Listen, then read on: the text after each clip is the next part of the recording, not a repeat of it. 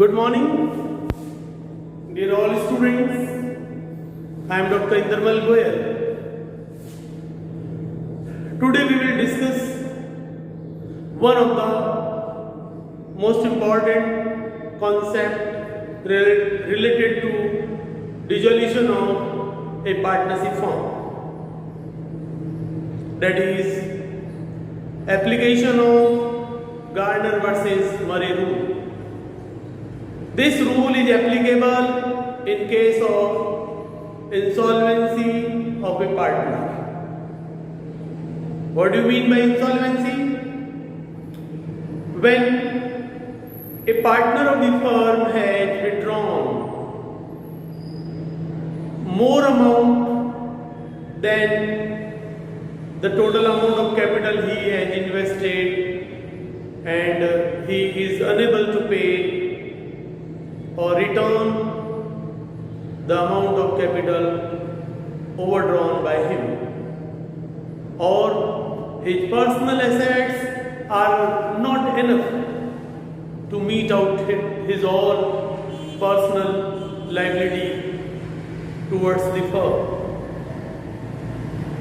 In case of insolvency of a partner, there will be debit balance of his capital and there will be share in loss to the partner. In case of partnership firm, liability of all the partners of the firm is unlimited in India. What do you mean by unlimited liability of partners?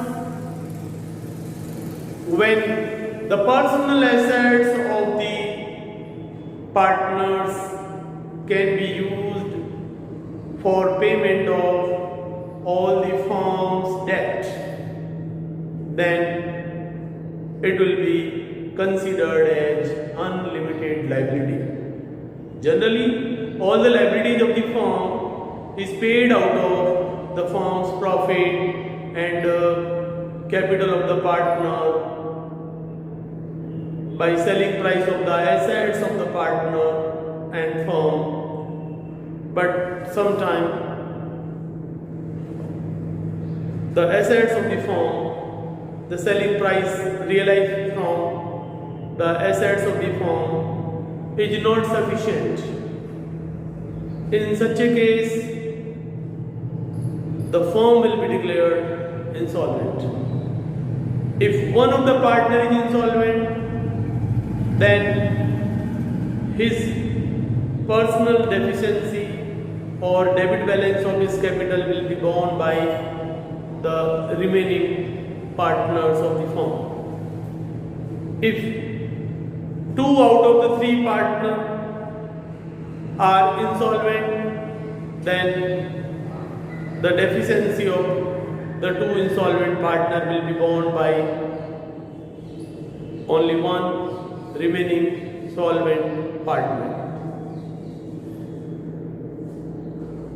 For preparation of realization account and partners capital account and bank account at the time of dissolution of firm, sometimes we apply the rule of Gardner versus Murray. It is a famous case and a famous decision given by the Court of England in 1903. Gardner versus Murray 1903 में बना. क्यों बना? क्योंकि एक firm में 3 partner थे, gardener, Murray and Wilkinson, और वो तीनों इक्वल पार्टनर थे, यानी कि they were sharing the profit and loss in equal ratio. और the balance sheet of the Gardner, Murray and Wilkinson after realization of all assets and payment of all external liability was as under. यानी कि जो 3 partner थे और firm में consistent loss हो रहा था, उन्होंने फर्म को बंद करने का निर्णय लिया and before the dissolution they were sharing the profit and loss equally, और यही नियम था, क्योंकि जब सारे साझेदार जो लाभ आदि बराबर बांटते हैं तो फिर फर्म के समापन के समय भी किसी भी साझेदार की हानि है वो भी उनके बराबर रेशियो में बांटी जाएगी या उनके जो भी P&L रेशियो है उसमें बांटी जाएगी। This was the solution adopted in case of insolvency of A partner. लेकिन 1903 के बाद कुछ निर्णय बदला और वो कोर्ट ने क्या डिसीजन दिया, उससे पहले हमें उस फर्म की बैलेंस शीट क्या थी ये जानना जरूरी है। तो the balance sheet of the Gardner, Murray and Wilkinson was as follows.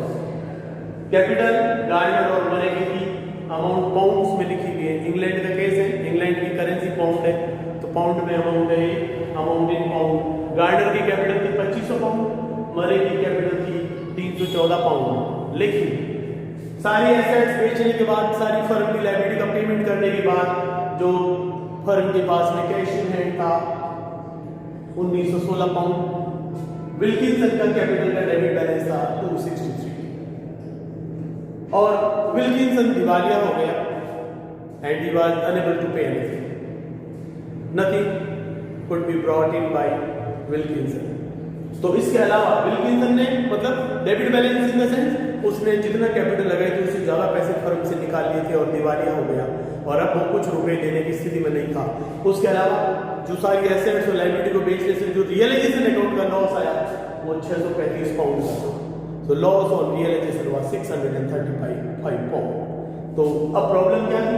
Problem ये थी कि गार्डनर और मरे को दोनों को मिलके विल्किंसन का डेफिशिएंसी ऑफ कैपिटल या टोटल लॉस बियर करना था। Then what was the total loss of Wilkinson? So you see deficiency of the Wilkinson, एक तो कैपिटल डेफिशिएंसी है 263 पाउंड और दूसरा जो 635 पाउंड फर्म का जो है टोटल लॉस और रियलाइजेशन है, इसमें उसका हिस्सा 1/3। तो share in realisation loss 1/3 of 635 pound, ये 212 है अप्रोक्सीमेट किया।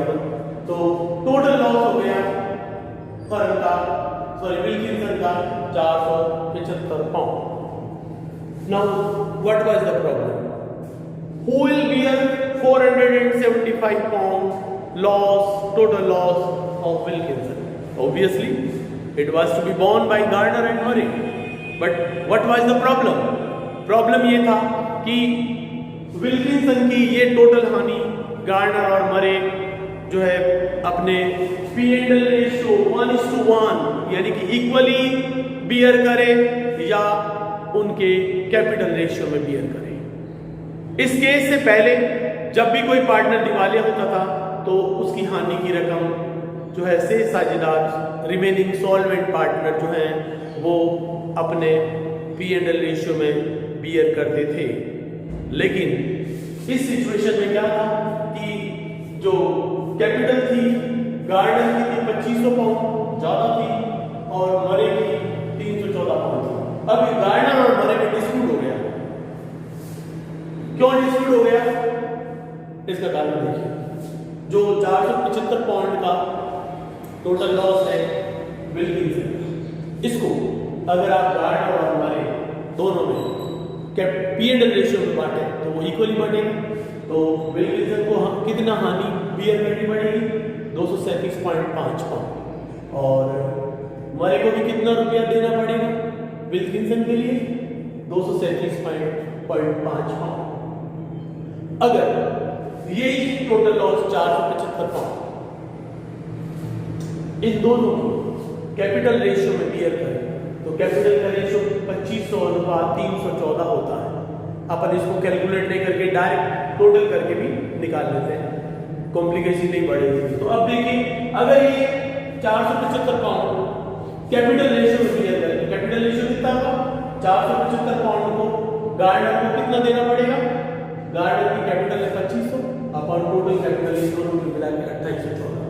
तो 2500 और 2814 इंटू 475 तो गार्डनर को देने पड़ रहे हैं 422 पाउंड अप्रॉक्स, राइट। और मरे को कितने देने पड़ रहे हैं? मरे की कैपिटल 314 ही है, तो 314 अपॉन दोनों की टोटल कैपिटल 2814 इंटू 475, तो उसको कुल 53 पाउंड ही देना पड़ता है। So this was a big difference in bearing the loss of Wilkinson. अब गार्डनर का क्या क्लेम था, गार्डनर का क्या विचार था जो उसने कोर्ट में दिया? The plea of Gardner was that we were sharing profit and losses in equal ratio. So at the time of insolvency of Wilkinson, his loss should also be borne by the Gardner and Murray in equal ratio because they were equal partner. तो किसी दिवालिया साझेदार की हानि है वो भी equally बांटी जानी चाहिए, जिससे गार्डनर को सिर्फ 237.5 पाउंड ही देना पड़ेगा। तो उसकी गार्डनर की बात सही थी कि जब हम इतने सालों तक फर्म का हानि है या कोई लॉस था तो वो P&L रेशियो में बियर करते आए हैं, तो फिर अब हम कैपिटल रेशियो में क्यों बियर करें? अगर ये कैपिटल रेशियो में बियर करते तो आप देखिए गार्डनर को 422 पाउंड देना पड़ता है, इसलिए गार्डनर ने कैपिटल रेशियो में हानि वहन करने का या विल्किंसन का लॉस बियर करने का एग्री नहीं था। मरे का ये प्ली था, जो मरे था पार्टनर था, उसका ये कहना था कि भी जो हमने P&L रेशियो में अभी तक इक्वल रेशियो में जो प्रॉफिट एंड लॉस बांटा वो तो खत्म हो गया, अभी हम क्या है that is important. So what we are now it is really important. हम पहले क्या थे, फॉरगेट अबाउट इट। अभी हम क्या है, अभी हम किसी स्थिति में वो ज्यादा मायने रखते हैं। ये मरने का तर्क था before the court of England, और उसने कहा कि मेरी कैपिटल सिर्फ 314 रुपये है और गार्डनर की कैपिटल 2500 रुपये है, तो गार्डनर की फाइनेंशियल पोजीशन ज्यादा साउंड है, इसलिए मरे ने ये तर्क दिया कोर्ट के सामने कि ये जो विल्किंसन की जो डेफिशिएंसी ऑफ कैपिटल है ये आप कैपिटल रेशियो में बियर करने का डिसीजन लीजिए, क्योंकि अभी किसी व्यक्ति की अभी की जो पोजीशन है, अभी जो कैपिटल है, अभी जो फाइनेंशियल पोजीशन है वो ज्यादा मायने रखती है। तो अगर कैपिटल रेशियो में बियर करें तो गार्डनर को 422 पाउंड देना पड़ेगा और मरे को 53 पाउंड देना पड़ेगा। तो इन दोनों का प्ली को, इन दोनों के बाद तर्क को सुनने के बाद कोर्ट ने जो डिसीजन दिया वो एक पूरे वर्ल्ड में एक फेमस डिसीजन हो गया, जिसे गार्डनर बनाम मर्रे नियम के नाम से जाना जाता है। The famous decision given by the court of England in 1903 is known as Gardner versus Murray rule, and it is now applicable all over the world. What was the decision? The decision of the court has three major points. Number one, that the deficiency of the insolvent partner's capital must be borne by the solvent partner in their capitalization. तो gardener बनाम मरे नियम में पहला decision था कि अगर कोई साझेदार का पूंजी खाता अगर डेबिट बैलेंस है वो दिवालिया हो जाए और अपने पास संपत्तियों में से कुछ भी नहीं दे सके तो उसकी दिवालिया साझेदार की हानि की रकम से साझेदार सॉल्वेंट पार्टनर सम्य साझेदार वो अपने पूंजी अनुपात में बांटेंगे, क्योंकि जिस व्यक्ति की पूंजी ज़्यादा है तो उसकी फाइनेंशियल पोजीशन अच्छी है, उसकी पेइंग कैपेसिटी भी अच्छी है, इसलिए उसको दिवालिया साझेदार की हानि में ज़्यादा रकम देनी चाहिए।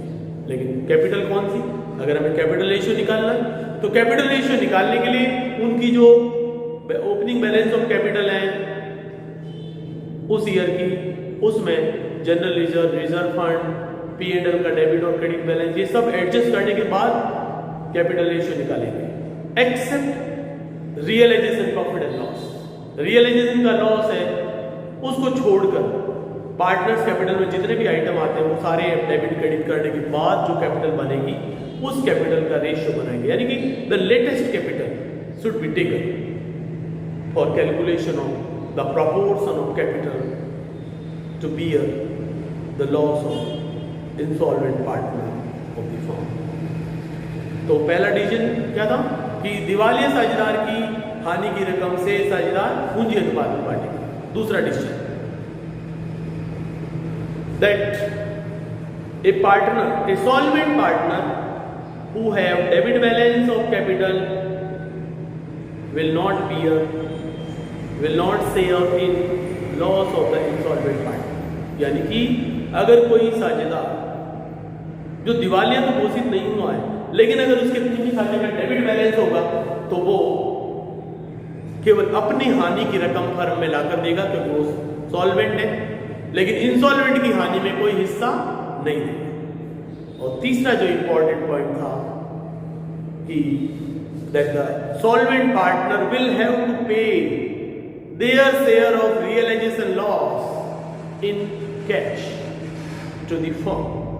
यानी कि जो सॉल्वेंट पार्टनर है, सोच समझ साझेदार है, यानी कि जो दिवालिया नहीं है, वो अपने हिस्से की रियलाइजेशन लॉस वसूली की हानि की रकम फर्म में नगद लाकर चुकाएंगे, तो उनको कैश में लाना पड़ेगा। बाद में फिर भले ही हम उनको वापस दे देते हैं फाइनल सेटलमेंट में, अगर किसी का क्रेडिट बैलेंस ज्यादा होगा तो फर्म विल पे, लेकिन गार्डनर वर्सेस मरे रूल जब हम अप्लाई करते हैं तो जो रियलाइजेशन का लॉस की अमाउंट आएगी वो सॉल्वेंट पार्टनर को नगद में लाकर देने पड़ेगा। जो इंसॉल्वेंट पार्टनर है उसकी व्यक्तिगत संपत्तियों को बेचकर जो रुपया मिल जाता है वो लिख दो, क्रेडिट में आ जाएगा उसके खाते में, और उसके बाद में जो बचा हो उसकी डेफिशिएंसी होता है, राइट। तो there are 3 major decision in Gardner versus Murray rule. First है that the deficiency of the insolvent partner capital will be borne by the solvent partner in capital ratio of the solvent partner, that a solvent partner having, दूसरा point है, a solvent partner having debit balance of capital will bear only the loss of the will bear his own capital loss only। यानी कि जो साझेदार दिवालिया नहीं है वो केवल अपने हिस्से की पूंजी की हानि की रकम नगद में लाएगा। एंड थर्ड है कि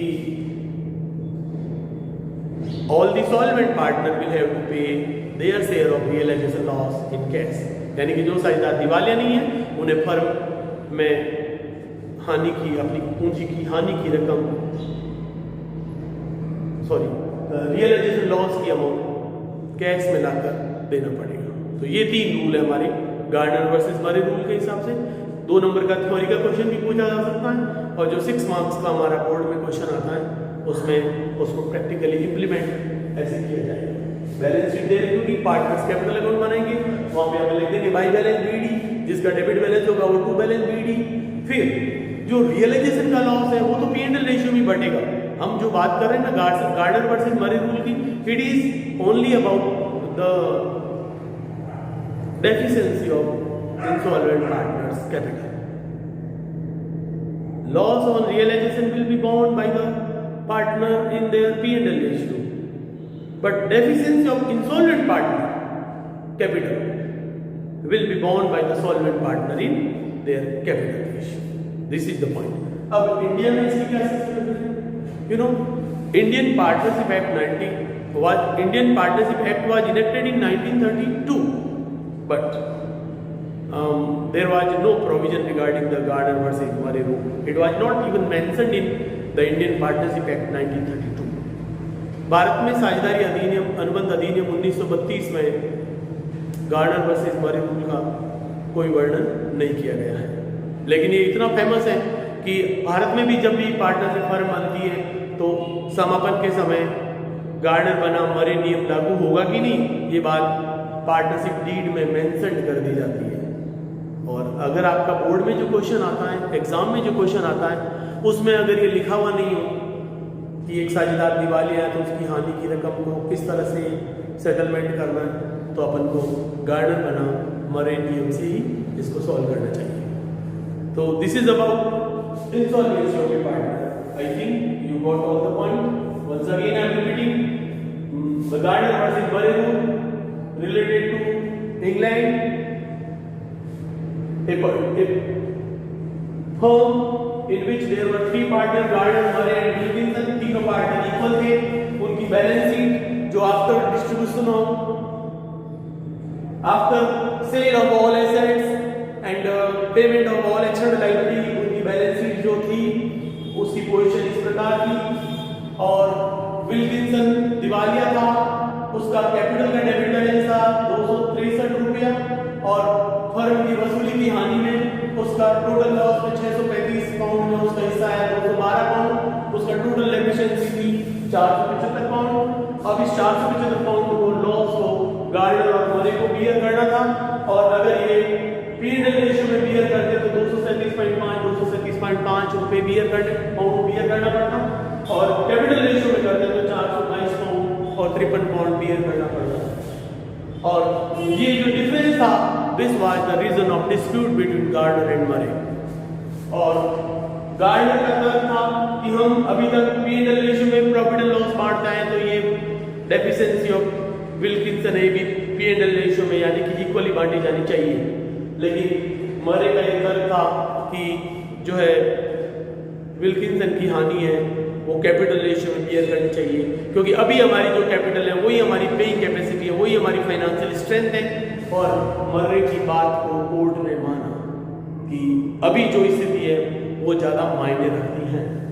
और इस तरह से इनका जो डिस्प्यूट हुआ और उसको सेटल करने की बात कही गई और इसके लिए कोर्ट ने डिसीजन दिया.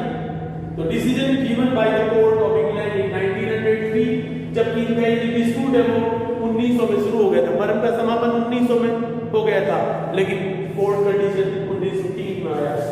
It is not mentioned in Indian Partnership Act 1932 and before decision of Gardner versus Murray, the efficiency of insolvent partner was born in P&L sharing ratio of the solvent partner. और in India क्या स्थिति है? भारत में साझेदारी के समापन के समय गार्डनर बना मरे नियम लागू होगा या नहीं, इस बात को पार्टनरशिप डीड में पहले से लिख दिया जाता है. और अगर नहीं लिखा हुआ है तो और क्वेश्चन अगर हमें कोई इंसॉल्वेंसी पार्टनर से रिलेटेड सॉल्व करना हो तो फिर ऐसी स्थिति में हमें जो है गार्डनर बना मरे नियम लागू करना चाहिए. तो इस सिचुएशन में ना आप इन पार्टनर्स की कैपिटल अकाउंट बना सकते हैं. आप लिखेंगे गार्डनर और मरे का 2 बैलेंस बाई बैलेंस बीडी और विल्किंसन का लिख दोगे आप 2 बैलेंस बीडी. उसके बाद जो लॉस आया है रियलाइजेशन का वो आप इन तीनों पार्टनर में बांट देंगे तो 2 लॉस ऑफ रियलाइजेशन. और उसके बाद में जो लॉस ऑफ रियलाइजेशन जो है वो गार्डनर और मरे को बाई बैंक कर देना. और इसका जो डेफिशिएंसी है ये कैपिटल रेशियो में बियर करेंगे. एंट्री बनेगी गार्डनर अकाउंट डेबिट 422 रुपये, मरे अकाउंट डेबिट 53 रुपये एंड 2 विल्किंसन 635 रुपये. तो इसे जो है विल्किंसन का कैपिटल अकाउंट है वो क्लोज हो जाएगा. और बाद में जो गार्डनर और मरे में आप फाइनल सेटलमेंट में 2 बैंक करेंगे और बैंक अकाउंट बनाएंगे तो वो अकाउंट मिल जाएगा. तो जैसा कि हमने पहले किए हुए फर्म को बुक्स को क्लोज करने के लिए पार्टनर्स कैपिटल अकाउंट बनाना और बैंक अकाउंट बनाना, तो उसके अकॉर्डिंग ये आप कर सकते हैं. Right, thank you very much. और इस वीडियो को आप वॉच करें, बुक में अपना क्वेश्चन है, एग्जाम्पल है, उसको भी देखें और इसे आप ज़्यादा से ज़्यादा शेयर भी करें ताकि और लोगों को भी इस रूल के बारे में और board exam point of view से बहुत इंपॉर्टेंट है. और जितने भी प्रोफेशनल एग्जाम होते हैं उसमें भी इस रूल के बारे में पूछा जाता है. तो I am sure that you will like it, you will share it and subscribe it. Thank you very much. Now you see how we will prepare balance sheet, cash account, partners capital account, and how we will finally settle the accounts of Gardner, Murray and Wilkinson. You see balance sheet of the firm on the date of dissolution of the firm and after distribution of loss or deficiency of Wilkinson between Gardner and Murray, we will prepare partners capital account and cash account. What to do? The balance of partner capital Mr. Gardner and Murray is credit. तो हम यहाँ capital account बनाएंगे, लिखेंगे by balance BD 2500 and 340. The balance of Wilkinson's capital is debit by 263.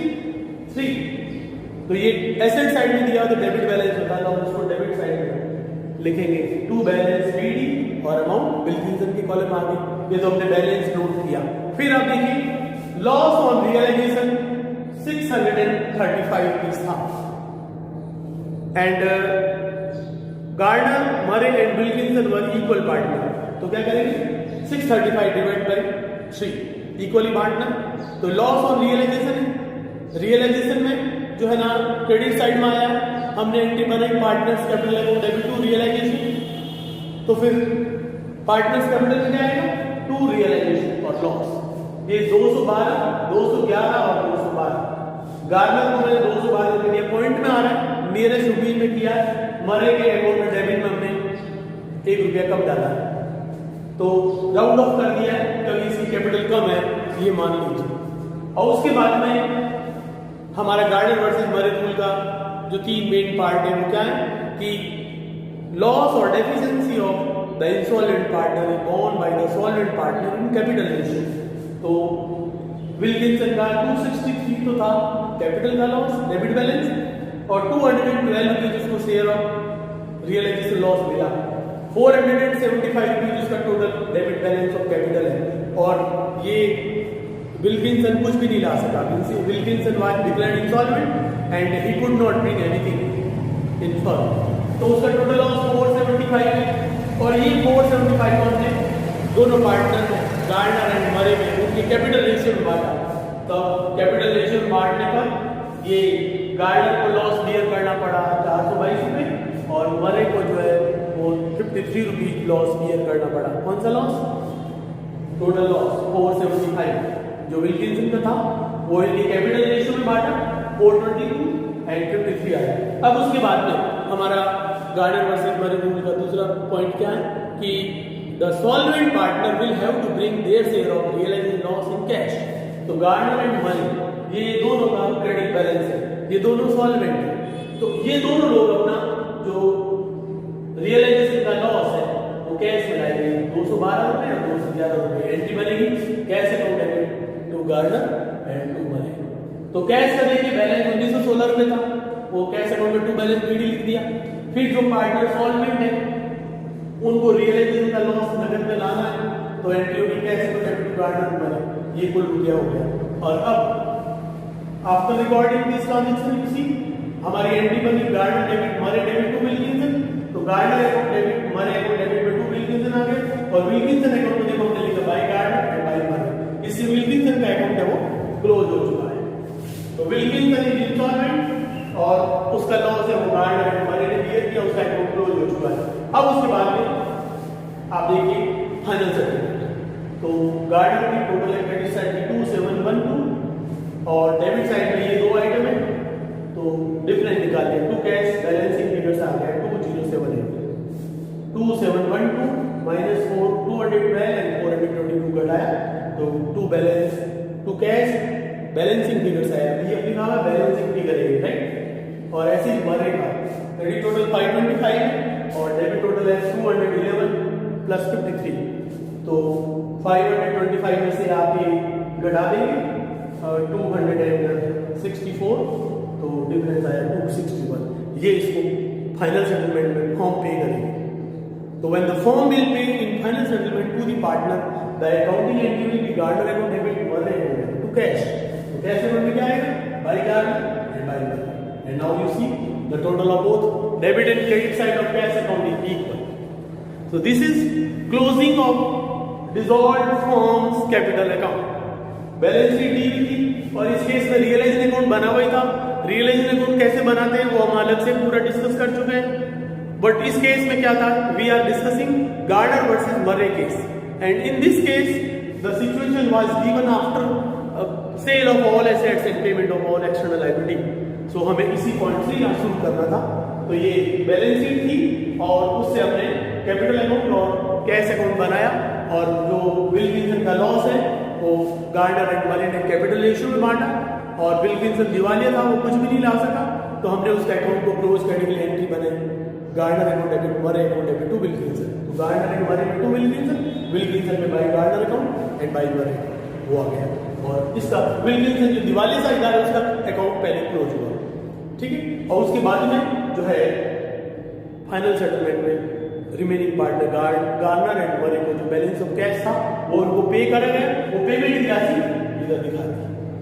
अगर मान लो कोई साझेदार दिवालिया हो, उसका डेबिट ऑर्डर ज्यादा हो और वो कुछ रुपए अपनी पर्सनल एसेट से ला सकता है, तो अपन बाई कैश लिख देंगे, बाई बैंक लिख देंगे, जो भी होगा, और उसके बाद में जो बचेगा that loss will be, that deficiency of capital will be borne by the solvent partner in capital ratio when Gardner versus Murray goes together.